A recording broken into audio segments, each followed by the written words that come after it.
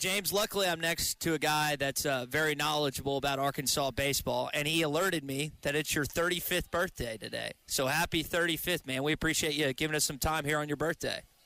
Thank you very much. I appreciate it. What better present than watching the Hogs open up this weekend in Omaha? How about that? I know it. Actually, I remember we played in Omaha on it would have been my 19th birthday, 2009. That make you feel old? It yes and no. It feels like it was just yesterday, to be honest with you, but I know it wasn't. So yeah, it does make me feel a little old. And that was you, James. You were a freshman that year, right? Because Dallas and Bolsinger. That's the team 2009, correct? Correct. Yep. Dallas was the Friday guy. Smiley had come into his own. Cox at third, Eibner in the outfield, Wilkins at first, Shepikaw, Levitt, Andrew Darr had the big hit in the Supers.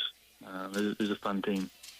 So give us a player's perspective, James, what it's like to be here, take it all in. You got Cam Koziel, obviously, who's a guy that's from here. You got a few other Razorback connections. What is that like, James? Man, it's really – there's nothing that really compares to it, to be perfectly honest with you. It's what you work for the entire fall, the entire spring, and to have it come to fruition is they're memories that last for a lifetime, but from the player's perspective, it happens so quickly. And I don't know, maybe it's because I was a freshman when it all happened, but it's just such a whirlwind going from winning a regional to winning a super regional. All of a sudden you're in Omaha, and then, regardless of how things go in Omaha, it's just such a special week. I hate to say it, but I probably took it a little bit for granted being a freshman, thinking, hey, we'll be back, especially with the team that we had built. And, we didn't make it back while I was there. We got knocked out in the Supers the next year, and then I think the next time they went was 12 the year after I was gone. But it's just such a special time, and words really don't describe it, to be perfectly honest. We've adopted the phrase or the hashtag "Do It for Dave." As a former player, what would it mean for you to finally see your baseball head coach slide on a national championship ring? He deserves it. I remember the first time that Coach Van Horn called me.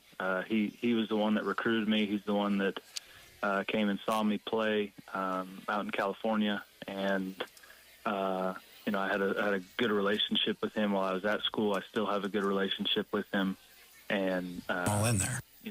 One of the most storied baseball careers as a college baseball coach, and he's just missing the most important thing. And it's time for him to get that national championship. As a former college player and a long-time professional baseball player, what does it take to get to this point? It's about keeping your body healthy. It's about a little bit of luck. It's about being really good to begin with. But what all has to come together to get you to this point and then to last for a while in Omaha? It's depth. It's the depth of the team. You hit the nail on the head when you said the health part. You got to have a fully healthy squad. Your hitters have to come through in the big moments.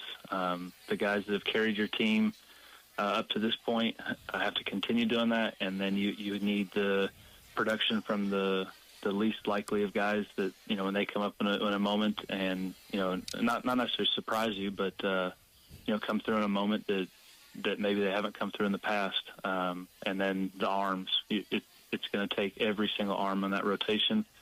I feel like every time you look at a national champion, they have that freshman or that sophomore that maybe has only pitched 10 or 15 innings throughout the course of the year, and all of a sudden they throw a 3-inning shutout to close out a game, and everyone's thinking, man, where'd this guy come from? So to get to this point, you obviously had to be good, but it's the health and then getting production from the top guy on the roster to the last guy on the roster.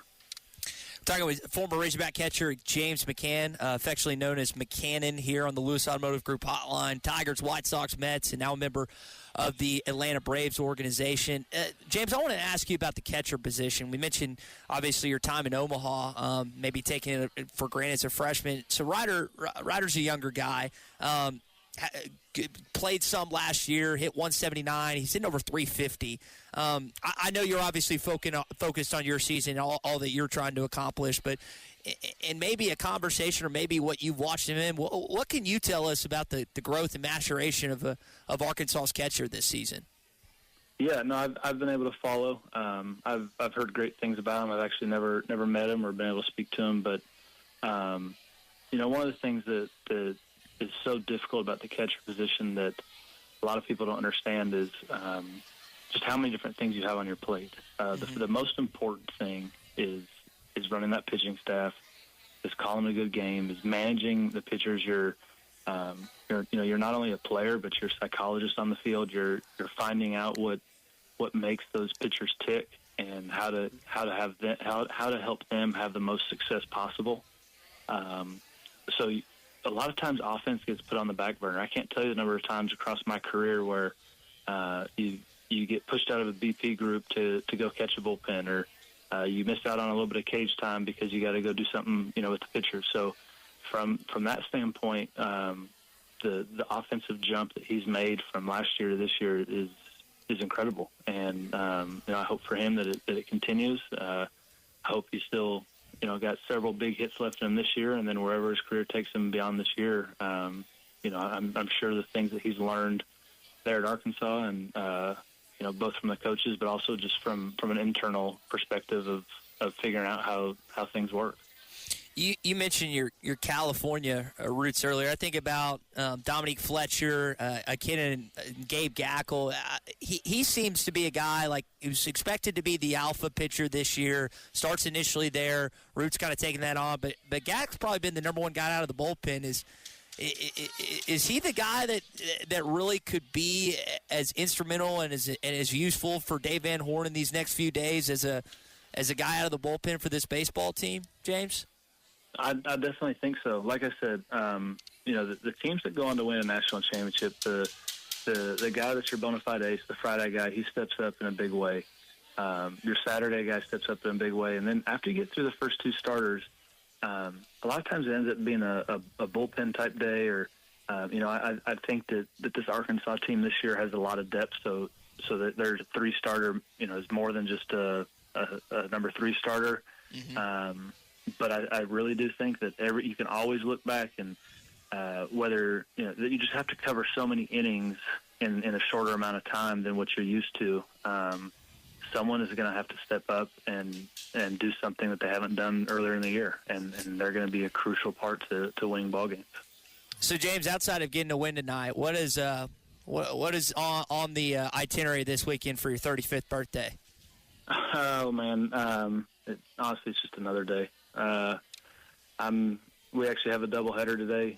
We started a game last night that got rained out, so we've got a doubleheader, and then we got games the rest of the weekend. So work. Yeah. So you talked about health. When you reach your mid-30s, you're not a spring chicken in Major League Baseball. What's your routine? How do you keep that body, those knees, those ankles, those hips that get all that stress from being behind the plate? How do you keep your body in proper condition to catch that many games a year? It's a lot of preparation. It's long days at the field. A lot of people don't realize this, but for a 7 o'clock game, a lot of times you're there, 1 o'clock, starting to prep, starting to get your body ready.